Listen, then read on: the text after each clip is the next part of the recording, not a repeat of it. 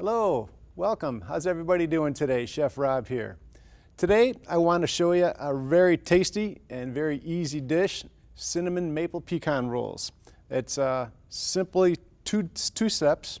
The two steps that we're going to do, the first one is the caramel with the cinnamon and the maple and the pecans.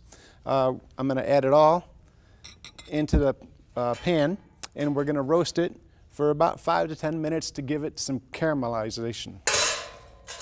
So the first, we're going to get the cinnamon or the brown sugar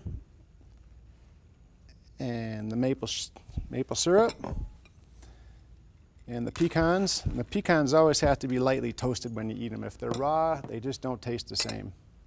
A little bit of butter and a touch of cinnamon.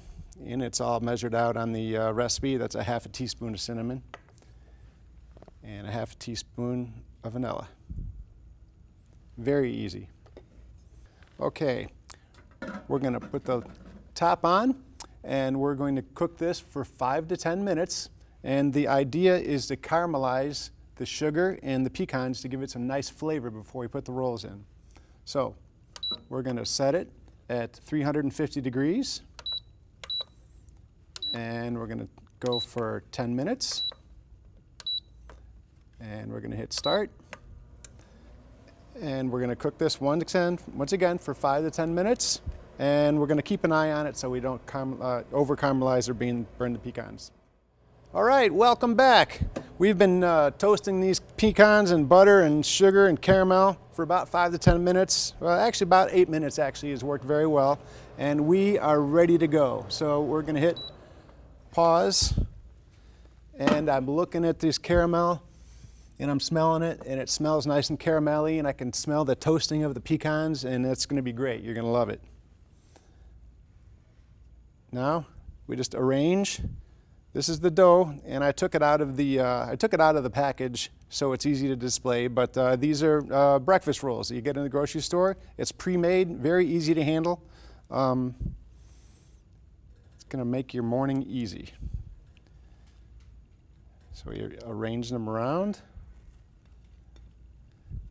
And this is the cinnamon side up, so we want to make sure they're cinnamon side up, not cinnamon side down. I make these at home and my daughters attack them, and I never get enough for myself. Okay? Once you get it in there, you press them all down just a little bit so the caramel's up and around.